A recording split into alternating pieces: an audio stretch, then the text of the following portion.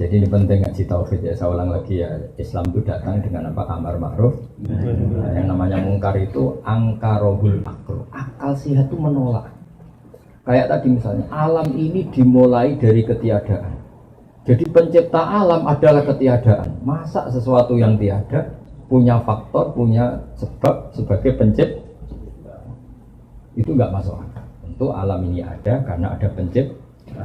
Nah pencipta itu menurut kita adalah Allah Subhanahu wa Ta'ala. Maka pencipta ini status utamanya apa? Wujud. Ya, di mana-mana pencipta statusnya harus wujud. Maka mulai kecil kita diajari apa? Wujud. Namanya pencipta sama yang diciptakan dulu mana? Dulu pencipta. Makanya pertama setelah wujud tidak. Dia harus zat yang terus kedua harus sifat ketiga harus baqo. Harus abadi. Karena kalau Tuhan itu superior, hebat, kemudian dia ada abadi, berarti keok, kalah. Kalau Tuhan kalah itu kan aneh. Masa pencipta mobil kalah sama mobilnya? Terus dikejar-kejar mobilnya, lebih pintar timbang yang mencipta. Ini kan jadi aneh. Tetap penciptanya yang bisa mengatur mobil ini. Dimatikan, dirongsokkan, dibuang, terserah yang mencipta. Mobilnya tetap objek. Penciptanya tetap subjek. Allah selamanya subjek yang mengatur kita semua, yang menghancurkan kita, yang menata kita. Allah tidak akan menjadi objek makhluknya.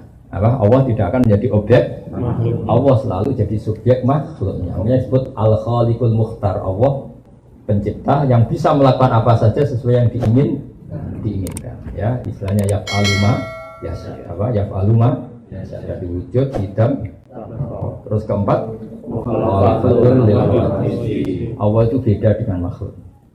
Kalau makhluknya makan cari uang, Allah tidak perlu makan, tidak perlu cari uang. Dan Allah tidak butuh makan, tidak butuh tidur. La ta'khudhuhu sinatun. Karena kalau Allah tidur, kalau kamu mau nakal, misalnya mau selingkuh, nunggu tidurnya Allah dulu. Kacau. Jangan sekarang, Allah masih bangun. Kacau nggak punya Tuhan gitu. Kacau. Maka sifatnya Allah la ta'khudhuhu sinatun. Allah tidak pernah kantuk, juga tidak pernah tidur. Karena Allah itu mukhalafatun. Terus sifat berikutnya apa? Qiyamuhu. Allah itu berdiri dengan dirinya sendiri tanpa butuh yang lain. Allah tidak butuh. Kalau sampai ingin kuat kan harus makan. Kalau ingin fresh harus punya uang. Banyaklah kebutuhan Anda ini. Kalau ingin tidak jomblo butuh pasangan. Kalau pasangan butuh yang tertipu, karena kalau sadar mungkin tidak mau. Makanya kalau ada orang cantik dapat orang jelek, kata bapak saya, itu kemungkinannya dua. Yang cowok punya sesuatu, atau yang cewek agak ada sesuatu. Rada-rada. Tapi Allah tidak butuh itu semua, karena Allah harus qiyamuhu. Terus sifat berikutnya apa? Wahdaniya itu Allah sendiri, nggak tersaingi dalam apapun, nggak tersaingi. Apapun kekasihnya Allah terhadap Nabi Muhammad, apapun sayangnya Allah pada Nabi Muhammad, tetap Nabi Muhammad adalah abduhu wa rasuluh. Karena Nabi ya bisa meninggal, kalau nggak makan ya lapar, kalau saatnya datang ajal ya meninggal. Makanya Nabi dikatakan innaka mayyitu wa innahum mayyitun. Kemudian ya kalau bangkit dari kubur ya karena dibangkitkan.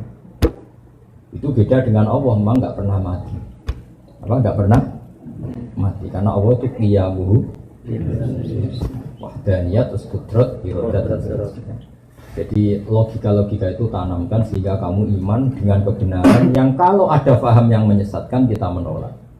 Itu disebut wa maliya la a'budul ladzi fatarani wa ilaihi turja'un. Bagaimana mungkin dalam hidup ini kita tidak menyembah zat yang mengatur kami, toh pada akhirnya kita hanya kembali kepada Tuhan. Jadi kita menyembah Allah karena mengatur kami, dan pada akhirnya kita hanya kembali ke Allah Subhanahu wa Ta'ala. Tidak kembali ke akal kita, tidak kembali ke pikiran kita, tapi hanya kembali kepada Allah Subhanahu wa Ta'ala. Seperti sampean misalnya bayangkan jadi orang kaya terus bahagia.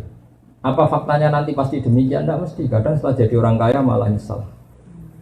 Misalnya gini, banyak ini ceritanya. Ada suami memanjakan istrinya, minta apa saja dituruti, minta mau rumah mewah dituruti, kulkasnya harus mewah, mobilnya harus mewah. Lama-lama istrinya mikir, rumah mewah, mobil mewah, yang enggak mewah suami saya. Lama-lama kepikiran ganti ganti suami. Karena enggak istrinya yang ingin ganti karena tadi minta rumah mewah diturutin. Kalau rumah mewah pantasnya apa? Kulkasnya mewah, mobilnya mewah, karpetnya mewah. Tapi suaminya tuh pesek pendek. Lama-lama yang perlu dipikirkan yang kurang mewah satu.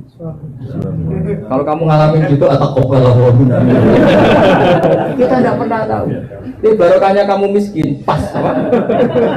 Rumah jelek, rezeki jelek, semua jelek. Maka istri kamu mikir sudah nggak perlu diganti, sudah pas semua ini.